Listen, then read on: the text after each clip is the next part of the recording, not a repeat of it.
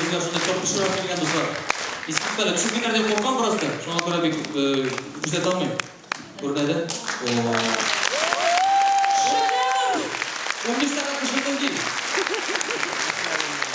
Rahmat sanag'ingiz bo'ladi. Gulnoz bolamam, jonim. Salomatlik senga, Ferhat. Yangi jurlarim bilan suyundir bizni yorima. Bugun Ildarning 2 juri Gulnoz